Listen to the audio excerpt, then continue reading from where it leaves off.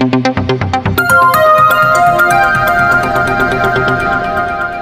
canal de Serge Nguetta. Les travaux du sommet économique sectoriel du bâtiment et des travaux publics BTP Côte d'Ivoire-Guinée se sont achevés sur une note particulièrement positive, marquée par le renforcement des relations institutionnelles et économiques entre les deux pays.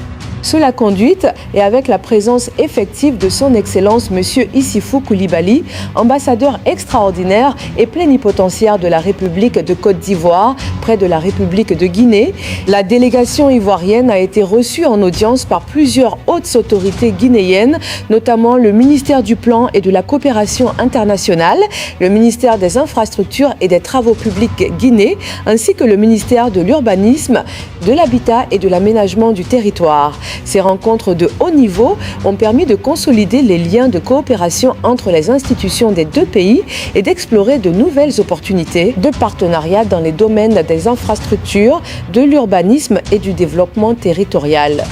Au cours des différentes audiences, le groupement ivoirien du bâtiment et des travaux publics, GIBTP, a officiellement invité les autorités guinéennes à prendre part à la prochaine édition du Salon des infrastructures d'Abidjan, SIA, prévu les 17, 18 et 19 septembre 2026 en Côte d'Ivoire.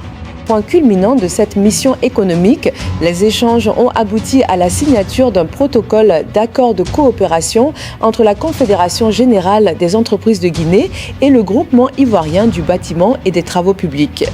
Cet accord vise à promouvoir les investissements, les partenariats techniques ainsi que le partage d'expertise dans le secteur des infrastructures et de la construction. La cérémonie de signature s'est tenue en présence de son Excellence M. Issifou Coulibaly, dont l'action diplomatique et l'engagement en faveur du rapprochement économique entre la Côte d'Ivoire et la Guinée continuent de favoriser l'émergence de partenariats structurants entre les acteurs publics et privés des deux nations.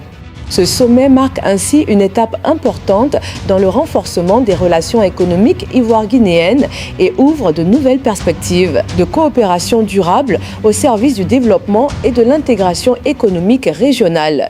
Abonnez-vous au canal de Serge Nguetta, likez et commentez pour ne rater aucune information.